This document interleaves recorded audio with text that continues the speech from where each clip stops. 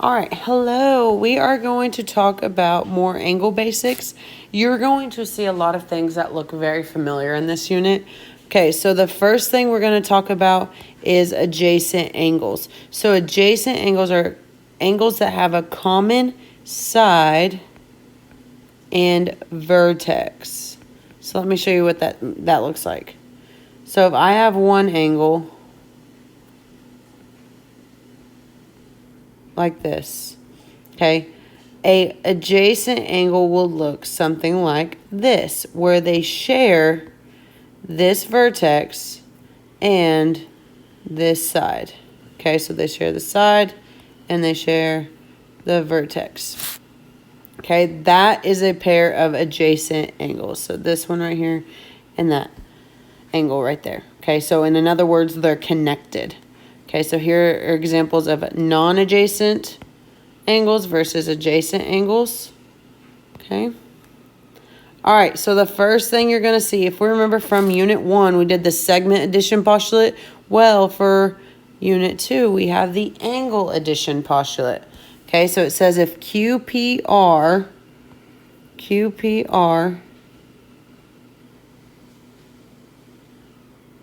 okay, and RPS are adjacent angles, then QPR plus RPS equals QPS, which I'm just going to highlight in blue. So the whole thing. So again, part plus part equals whole. Okay. It's our biggest thing that we needed to work on last unit. Okay. So here we are again. Let's get some more practice in. So practice 1, it says PQS.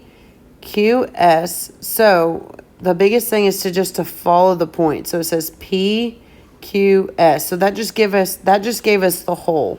So the whole was 77 degrees. PQR, again, following PQR is 32. So this smaller one is 32 degrees. And it wants us to find RQS. So it wants us to find RQS. So that's our X. Well, angle PQR plus angle RQS equals angle PQS. That is our part plus part equals whole. Okay, and if you need a little bit more help seeing that, PQR, this angle right here that we're going to highlight, RQS, highlight in green, equals the whole, which is in blue. Okay, well now we just plug in what we know. Well, PQR is 32. We don't know RQS, so we're just going to leave it as angle RQS. And we're going to set it equal to PQS, which is 77 degrees. Well, now we just solve for RQS. So we just got to subtract 32 degrees. The angle RQS is 45 degrees. Okay. I hope that helps a little bit. All right. So this next one, I'm going to set it up for you. It says AOC. So this whole thing is 70 degrees. Okay, that's what I just highlighted in black. AOB, the measure of angle AOB, so this angle right here, this smaller one, is X plus 10.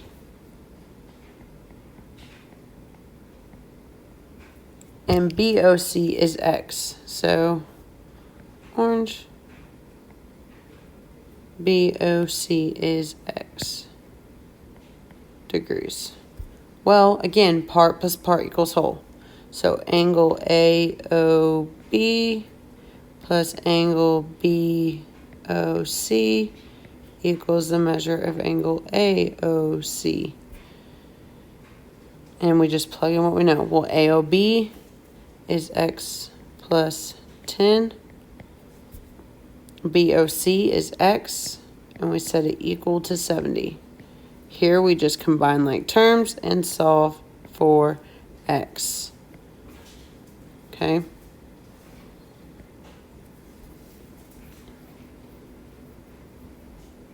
All right, equal measures mean congruent angles. So if I say something is congruent, then their measures are equal. Okay, so let's look into this. All right, so remember when we had the segment addition postulate, but with the segment addition postulate, we also had the segment bisector. Well, in this section, because we're talking about angles, we now have the angle bisector. It splits it in half. So it's a line, ray, or segment that divides an angle into two congruent. Congruent just means equal. Congruent just means equal. So it divides the angle into two congruent pieces. So it creates two congruent angles. Okay. So let's talk about number 3. So it says FG bisects. So this right here bisects angle EFH. So it creates two congruent angles. So I put those little tick marks to tell you that they are congruent to each other. These tick marks, just like it did on the segments, tell me that these two angles are congruent to each other. Okay. And IFH is a straight angle. So if it's a straight angle, it means it is 180 degrees. If the measure of EFG is 50 degrees, so EFG is 50 degrees, find the measure of GFH. Well, guys, GFH is congruent. So if we just said this word bisects right here, bisect splits it in half. It creates two congruent pieces. So that means that angle EFG is congruent to angle GFH. Well, if EFG is 50 degrees, then that means angle GFH is also 50 degrees. Okay.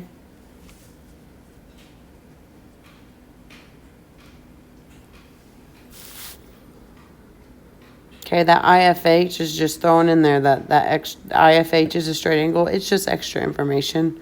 Okay. Just making sure that was a really easy question. So, all right. All right, so practice 4. That's the last practice I'm going to do. I want you to do practice 5 by yourself. So you try practice 5 in your notes because you should be taking notes. And I'm going to do practice 4. Okay? So practice 4 says the measure of angle EFG is 5x minus 10. So EFG is 5x minus 10. And the measure of GFH is 3x plus 25. Well, we're using the same picture, okay? So this FG right here is a bisector. So since it's a bisector, that means angle EFG is congruent to GFH, to angle GFH. Okay, so if it gives us the measure of EFG and GFH and they're congruent to each other, we said this statement right here, okay, we can just set them equal to each other. Okay, so it says that angle EFG is congruent to angle GFH. Well, the measure of angle EFG is 5x minus 10. Set it equal to 3x plus 25 because that's the measure of GFH. And now we just solve for x. So I'm going to subtract my 3x over. Like this. Okay. So I get 2x over here minus 10 equals 25 because these zero out. I'm going to add 10. I'm going to bring it over here. So I have 2x equals 35. 2x equals 35. Well, now I need to divide by 2. And x equals 17.5. That's what x equals. All right, it wants us to find HFE. So if it wants us to find Remember to always go back to the problem when it asks, on what it asks you. It says find HFE. So HFE is the whole angle. So I need to plug it into both and just add them together. Okay, so we have 5 times 17.5 minus 10 plus 3 times 17.5 plus 25. All I did was add the equations together and plugged in x. Plugged in x.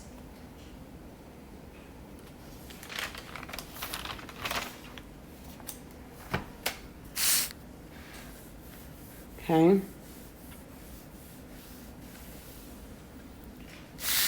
So step 1 was to find x. Step 2 is to substitute x into both because it wants the whole angle. It wants the whole angle.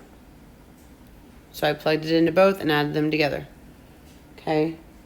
So 5 times 17.5 is 80. I'm going to zoom in right here. So 87.5 minus 10.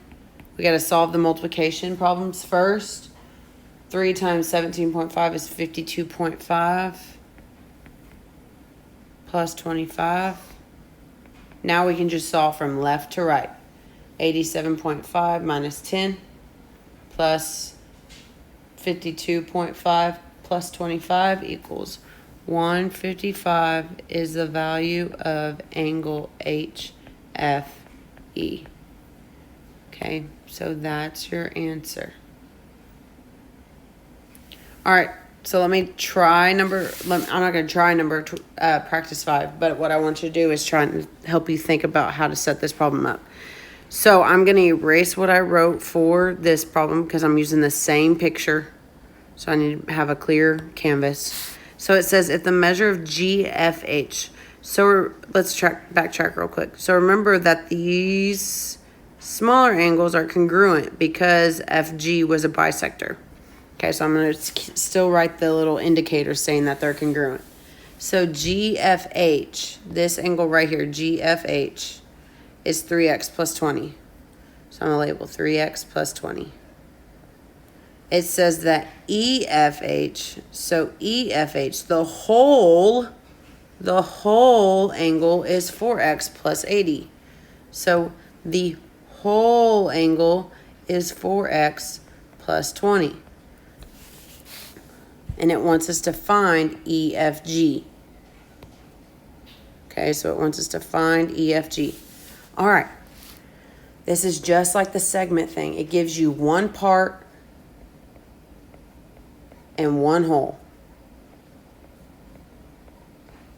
You can't do part 1. You can't do angle GFH equals angle EFH because that's not a true statement. That's not a true statement. This statement, right, this angle right here does not equal both angles. But because I don't know what the value of this angle is, but it is congruent to this angle GFH, I can plug in 3x plus 20 in for angle EFG. And now I just have a part plus part equals whole. Okay, so I can't do this.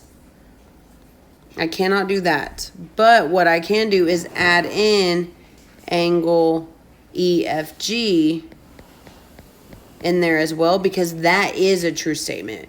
Angle EFG plus angle GFH does equal angle EFH.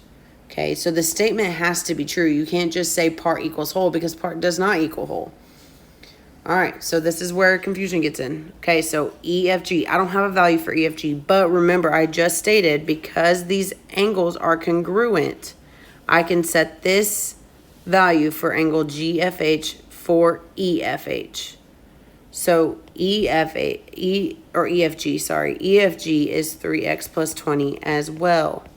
And we have plus GFH, which is 3x plus 20. And set it equal to EFH, which is 4x plus 20. Okay, so This is very important. This one and this one. Practice 5 or practice 4 gives you 2 parts. So when it gives you 2 parts and it says the word bisector, you set them equal to each other. When it gives you the word bisector, but it gives you 1 part and 1 whole, you need to do 2 times the part, which in this case you did do that, equals the whole. You gave me 2 parts. You gave me this part, and then you gave me the part again. So it's 2 of these parts. So that's why that 2 is in front of there. So 2 of these parts equals the whole. All right. Be out and look out for the assignment. Please make sure you're taking notes. Bye, guys.